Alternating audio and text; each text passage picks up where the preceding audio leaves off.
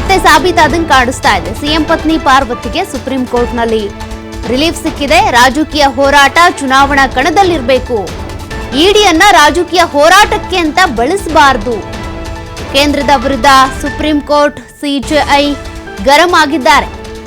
ಮಹಾರಾಷ್ಟ್ರದಲ್ಲಿ ನನಗೂ ಈ ಬಗ್ಗೆ ಅನುಭವ ಇದೆ, ದಯವಿಟ್ಟು ನಮ್ಮ ಬಾಯಿ ತೆರೆಯೋದಕ್ಕೆ ನಮ್ಮನ್ನ ಕೇಳಬೇಡಿ. ಇಡಿ ಬಗ್ಗೆ ನಾವು ಕೆಲವು ಕಠಿಣ ಟೀಕೆಗಳನ್ನ ಮಾಡಬೇಕಾಗಿ ಬರುತ್ತೆ. ದುರಾದೃಷ್ಟವಶಾತ್ ನನಗೆ ಮಹಾರಾಷ್ಟ್ರದಲ್ಲಿ ಸ್ವಲ್ಪ ಅನುಭವ ಇದೆ. ಇದ್ರ ಬಗ್ಗೆ ಮತದಾರರ ಮುಂದೆ ರಾಜಕೀಯ ಹೋರಾಟಗಳನ್ನ ನಡೆಸ್ತೀನಿ. ನಿಮ್ಮನ್ನ ಯಾಕೆ ಬಳಸಿಕೊಳ್ಳಲಾಗ್ತಾ ಇದೆ? ಇಡಿಯವರು ರಾಜಕೀಯ ಕಣದಲ್ಲಿ ಯಾಕೆ ಬರ್ತಾ ಇದ್ದೀರಾ? ಮತದಾರರ ಎದುರುಗಡೆ ರಾಜಕಾರಣ ನಡೆಸೋದು ಸಹಜ, ಆದರೆ ಈ ರೀತಿಯಾಗಿ ಕಾನೂನಿನ ಮುಂದೆ ಅಥವಾ ರಾಜಕೀಯ ಮೇಲಾಟಕ್ಕೆ ಅಂತೇಳಿ ಇಡಿ ಅಧಿಕಾರಿಗಳು ಅಥವಾ ಇಡಿಯನ್ನ ದುರ್ಬಳಕೆ ಮಾಡ್ಕೊಳ್ಬಾರ್ದು. ಇಲ್ಲಿ ಇಡಿಯವ್ರು ಯಾಕೆ ಇಲ್ಲಿ ತಲೆ ಹಾಕ್ತಾ ಇದ್ದೀರಾ? ಒಂದ್ ಕಡೆ ಲೋಕಾಯುಕ್ತ SIT ಅಧಿಕಾರಿಗಳು ತನಿಖೆ ಮಾಡ್ತಾ ಇದ್ರು. ಹಂಗಿದ್ರೂ ಕೂಡ ಇಡಿ ಈ ಕೇಸ್ನಲ್ಲಿ ಎಂಟ್ರಿ ಆಯಿತು. ಯಾಕೆ ಎಂಟ್ರಿ ಆಯಿತು ಅಂತ ಪ್ರತಿಯೊಬ್ಬರು ಕೂಡ ಪ್ರಶ್ನೆ ಮಾಡ್ತಾ ಇದ್ರು. ಇಲ್ಲೇನಾದರೂ ಹಣದ ವ್ಯವಹಾರ ಆಗಿದೆಯಾ? ಕೋಟ್ಯಾಂತರ ರೂಪಾಯಿ ಅವರಿಗಿಂದ ಇವರಿಗೆ ಏನಾದರೂ ಟ್ರಾನ್ಸಾಕ್ಷನ್ ಆಗಿದೆಯಾ? ಹಂಗಾಗಿದ್ರೆ ಅದು ಮನಿ ಲಾಂಡ್ರಿಂಗ್ ಅಂತ ಕರೆಸ್ಕೊಳ್ಳುತ್ತೆ. ಆಗ ಇಡಿ ಅಧಿಕಾರಿಗಳು ಈ ಕೇಸ್ನಲ್ಲಿ ಇನ್ವಾಲ್ವ್ ಆಗಬಹುದಿತ್ತು. ಆದರೆ 14 ಸೈಟ್ಗಳನ್ನು ಮುಡಾದಿಂದ ಹಂಚಿಕೆ ಮಾಡಲಾಗಿತ್ತು ಪಾರ್ವತಿ ಅವರಿಗೆ.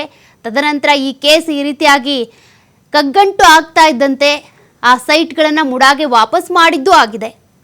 ಮತ್ತೊಂದು ಕಡೆ ಕಾನೂನಾತ್ಮಕ ಹೋರಾಟ ಕೂಡ ಇದೆ. ಹಂಗಿದ್ರೂ ಕೂಡ ಇಡಿ ಅಧಿಕಾರಿಗಳು ಬಂದು ಇಲ್ಲಿ ತನಿಖೆ ನಡೆಸ್ತಾ ಇದ್ರು. ಸುಪ್ರೀಂ ಕೋರ್ಟ್ನಲ್ಲೀಗ ಇಡಿಗೆ ಒಂದು ರೀತಿ ಮುಖಭಂಗ ಆಗಿದೆ. ಚಾಟಿ ಬೀಸಿದ್ದಾರೆ ಸಿಜೆಐ BR ಗವಾಯಿ ಅವರು. ಮಹಾರಾಷ್ಟ್ರದಲ್ಲೂ ಕೂಡ ನಮಗೆ ಇಂಥದ್ದೇ ಅನುಭವ ಆಗಿದೆ. ರಾಜಕಾರಣಕ್ಕೆ ರಾಜಕೀಯ ವಿಚಾರಕ್ಕೆ ಅಂತ ಇಡಿ ಈ ರೀತಿಯಾಗಿ ಉಪಯೋಗ ಆಗಬಾರ್ದು ಅಂತ.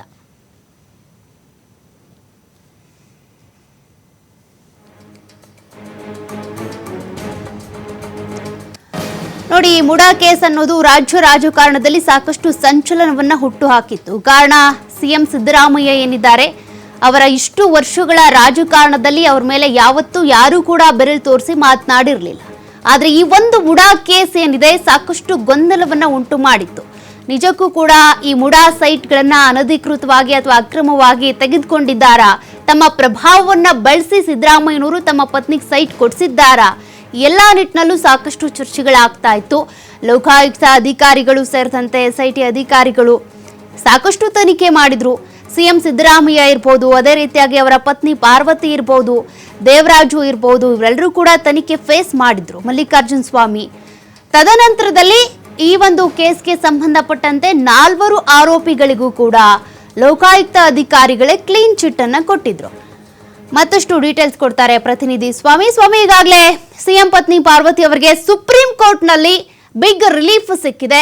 ಮತ್ತೊಂದು ಕಡೆ ಇಡಿ ಅಧಿಕಾರಿಗಳು ಅಥವಾ ಇಡಿ ಸಂಸ್ಥೆ ಈ ಕೇಸ್ನಲ್ಲಿ ಸುಮ್ಮನೆ ಅವರ ಹಸ್ತಕ್ಷೇಪ ಮಾಡುವಂತ ಅಗತ್ಯ ಇಲ್ಲದೇ ಇದ್ರೂ ಕೂಡ ಬಂದಿದ್ದಾರೆ ಅನ್ನುವಂಥ ಕಾರಣಕ್ಕೆ ಒಂದ್ ರೀತಿ ಚಾಟಿ ಏಟ್ ಕೂಡ ತಿಂದಿದ್ದಾರೆ.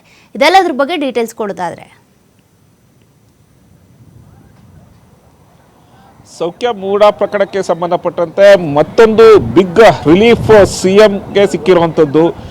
ಮೂಡಾ ಹಗರಣಕ್ಕೆ ಸಂಬಂಧಪಟ್ಟಂತೆ ಈಗಾಗಲೇ ಸಾಕಷ್ಟು ತನಿಖೆಗಳಾಗಿದ್ವು. ಕೋರ್ಟ್ ಅಂಗಳದಲ್ಲೂ ಕೂಡ ಇತ್ತು. ಈ ಸಂಬಂಧಪಟ್ಟಂತೆ ಮತ್ತೊಮ್ಮೆ ಹೈಕೋರ್ಟ್ ಬಳಿಕ ಸುಪ್ರೀಂ ಕೋರ್ಟ್ನಲ್ಲೂ ಮತ್ತೆ ರಿಲೀಫ್ ಸಿಕ್ಕಿರೋದು ಸಿಎಂ ಸಿದ್ದರಾಮಯ್ಯನವರಿಗೆ ಇನ್ನಷ್ಟು ರಾಜಕೀಯವಾಗಿ ಇನ್ನಷ್ಟು ಶಕ್ತಿ ಸಿಗುತ್ತೆ ಅನ್ನೋದು ಈಗಾಗಲೇ ಚರ್ಚೆಗಳು ಶುರುವಾಗಿದೆ.